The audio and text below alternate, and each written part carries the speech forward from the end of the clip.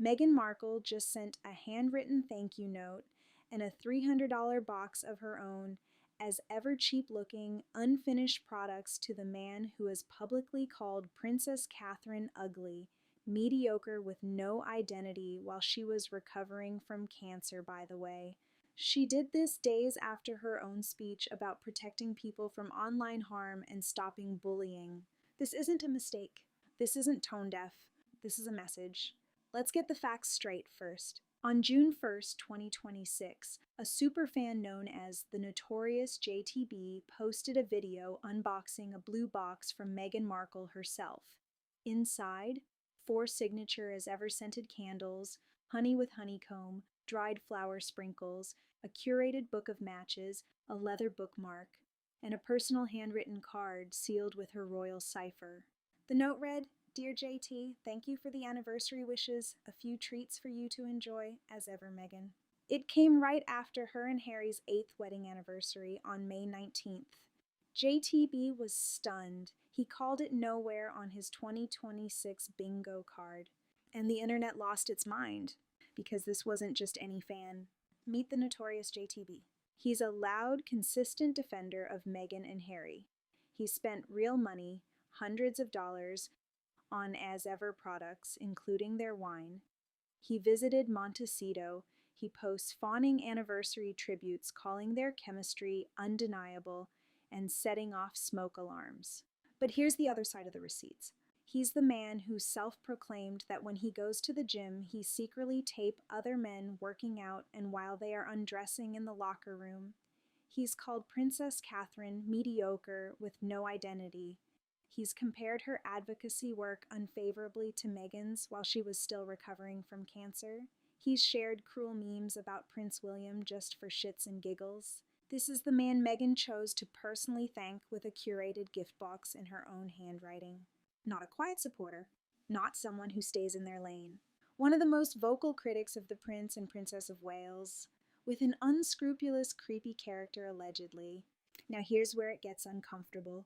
In Geneva, Meghan delivered an emotional speech at the Lost Screen Memorial, an installation with 50 illuminated phone screens representing children who died by suicide linked to online bullying and social media harm. She partnered with the WHO, framed dangerous digital spaces as a public health crisis, and urged the world to act to protect kids. Strong, moving, on-brand advocacy. Days, weeks later, she personally curates and sends a $300 as ever care package, plus handwritten note with her royal cipher to the Notorious JTB, a man who has repeatedly attacked Princess Catherine while Catherine was navigating cancer recovery. This is the same woman who claims her husband and children have been targets of vicious online campaigns. Meghan didn't just ignore it, she rewarded it publicly. The Chrissy Teigen connection, the not her first time smoking gun. This isn't isolated. In 2025, Chrissy appeared as a guest on Meghan's Netflix lifestyle show With Love Meghan. Chrissy's documented cyberbullying history is brutal and public.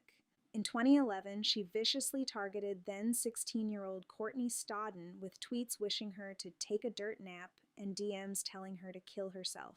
She also went after Lindsay Lohan and others in that era. Despite this well-known history, Meghan platformed her on her own show in 2025, right around the time Meghan was building her anti-bullying mental health advocacy image. Critics, and even some former fans, called it vile hypocrisy.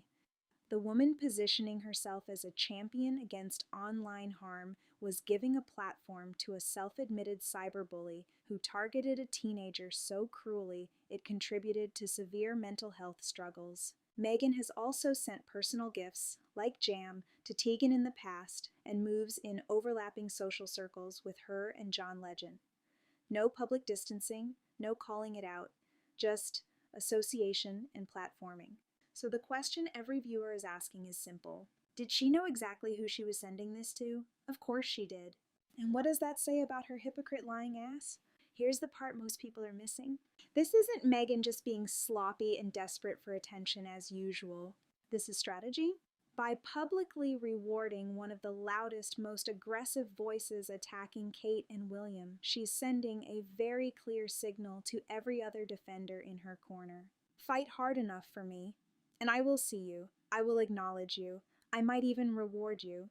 It's not a private thank you, it's a public one. It turns one superfan's unboxing into a recruitment poster. While everyone is screaming PR disaster, what we're actually watching is Meghan building something the institution never gave her, her own visible system of loyalty and incentive.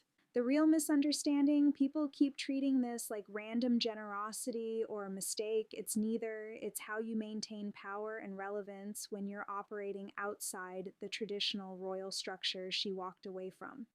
But wanting all the perks and privilege without doing the actual work, you don't just hope people stay loyal, you show them what loyalty can get you. And this is where it stops being just royal gossip. Because these same patterns show up everywhere, in toxic workplaces, in friend groups, in online communities, even in our own relationships. The person who rewards the loudest attacked dog while preaching peace.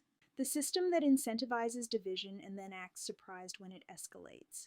The loyalty that comes with a price tag and a public receipt. If you've ever been on the receiving end of that kind of care, the kind that feels good until you realize what or who it's actually supporting, you already know how this story ends. Boundaries don't just protect you from obvious enemies. They protect you from the people handing out gifts with strings attached. But if this single care package is really showing us how easy it is to get pulled into performing loyalty for the wrong reasons, whether it's in royal drama or our own lives, then maybe it's time to stop performing and start healing that toxic relationship with yourself. Grab my guide, Finding Your Inner Ally, and all the unfiltered takes, plus healing tools. Link is in the bio. And if you want to see what this actually reveals about the next move in this royal power game, that's exactly what we're breaking down next. Thank you for watching.